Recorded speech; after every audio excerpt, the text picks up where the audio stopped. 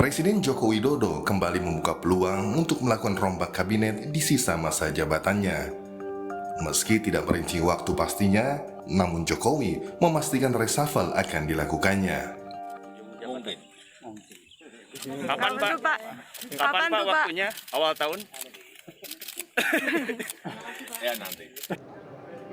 Terkait wacana reshuffle, PDI Perjuangan menyebutkan hal itu wajar adanya dalam roda pemerintahan. Namun demikian, siapa saja yang akan terkena reshuffle, PDI Perjuangan menyerahkan sepenuhnya kepada Presiden Joko Widodo. Maka sudah menjadi sebuah hal yang wajar bagi Pak Jokowi selaku Presiden, selaku pemegang hak prerogatif untuk melakukan evaluasi terhadap para menteri-menteri kabinetnya untuk menyelesaikan pekerjaan-pekerjaan tersebut.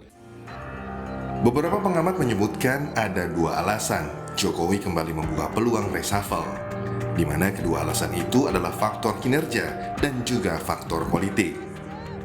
Soal reshuffle kabinet itu tentu saja tidak bisa didasarkan atas survei yang belakangan ini dipublish ya, bahwa persoalan tingkat kinerja menteri misalnya tidak maksimal 62% dibandingkan sebelumnya, tentu bukan menjadi parameter untuk dijadikan alasan melahirkan reshuffle ya, karena reshuffle itu kan the one and only hanya bisa dilakukan oleh seorang presiden.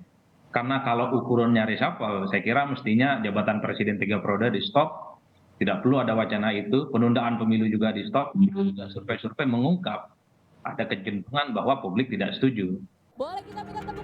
Sebelumnya, desakan reshuffle menguat setelah Partai Nasdem mendukung Anies Baswedan sebagai calon presiden.